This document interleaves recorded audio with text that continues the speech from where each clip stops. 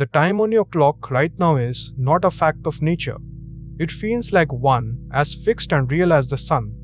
But the hour you are living in was chosen, argued over, and imposed by people for reasons that have almost nothing to do with the sky above you. Time, as you experience it, is one of the most successful inventions in history, disguised as something that was simply always there. For almost all of human history, time was genuinely local and genuinely natural. Noon was simply when the sun stood highest over your town, and so noon in one town was a few minutes different from noon in the next town over. Every place kept its own time, set by its own sky. And for thousands of years, that was completely fine because nobody could travel fast enough for the difference to ever matter. Then came the railway. Suddenly, people and goods could move hundreds of miles in a single day, and this gentle patchwork of local times turned into chaos.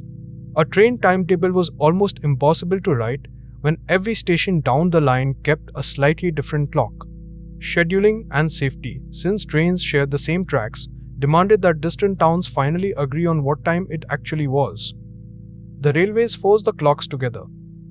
So a radical idea was imposed: stop letting the sun set the time for each town, and instead divide the world into broad zones, each one agreeing to hold a single, identical time, even when that meant the clock no longer quite matched the sun overhead.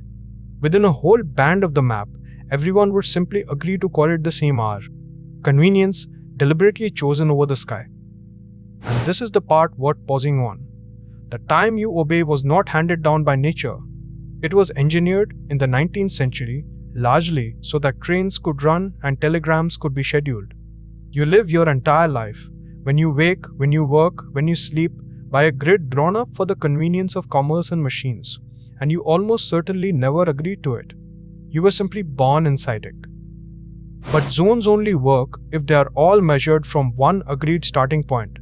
So the world settled on a single master reference, a global standard time, kept by a network of atomic clocks from which every time zone is defined as a simple offset. Your local time is, underneath it all, just that one master clock, plus or minus a certain number of hours.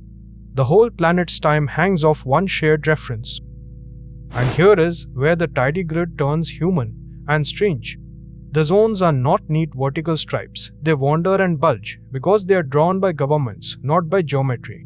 A country can simply decide to put itself in a different zone, or invent an odd half-hour offset, or stretch a single time across a vast territory for the sake of unity. The map of time is really a map of political decisions. Then there is the strangest imposition of all, daylight saving, where twice a year, entire nations agree to just move their clocks by an hour, pretending it is a different time than it is, to shift the daylight around within the day.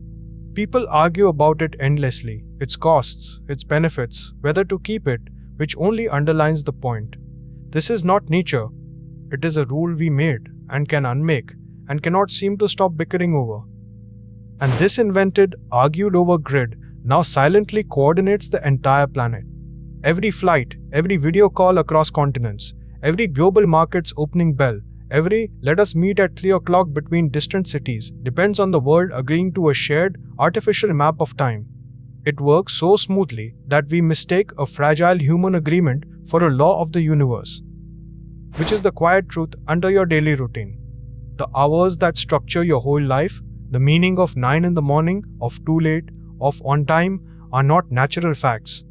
They are a 19th century compromise, still being adjusted and argued over, that we have all agreed to treat as real. We built a clock for the world and then forgot that we built it. So the next time you glance at the time and rearrange your day around it, remember what you are really obeying.